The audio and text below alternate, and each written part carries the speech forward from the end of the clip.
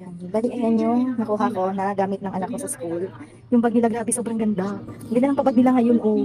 Very simple. Tapos, ang kapal ng ano, ang kapal niya, guys. Meron siyang, meron siyang, ano dito, ayan, oh, tayo na antipolo, ganyan. Tapos, ayan. Ang ganda ng quality ng bag ngayon, grabe. Parang taon-taon nag-i-improve yung kanilang bag. O, tapos, ayan, oh, ang cute. O, diba? Ganyan siya, meron siyang antipolo dyan na ang ganda-ganda. Na hindi naman masyadong halata. Tapos ito, may notebook, may free notebook ulit. Pero may notebook na yung mga anak ko. Free notebook ulit, 8 pieces yan. Sa bunso ko lang to. Yung sa panganay ko wala pang binibigay. Tapos may free uniform, dalawa. O, diba, dagdag doon sa uniform nila last year. Tapos ito, yung mga libro nila, module ng bunso ko. Yan lang yung nakuha ko. Grabe. Tapos ito, galing to sa mama ko. Pambalot ng notebook kasi in-order ko, hindi pa rin dumadating. Kaya ayan, bigyan niya na ako. Yun, yun. Ang ganda ng bag, grabe. Sobrang ganda ng quality ng bag ngayon. Makapal talaga siya, guys. Hindi siya basta-basta, in fairness. Tapos balita ko, meron pang pamedyas, pasukulay, pasapatos. Pero hindi ko alam kung mabibigyan ba yung ano.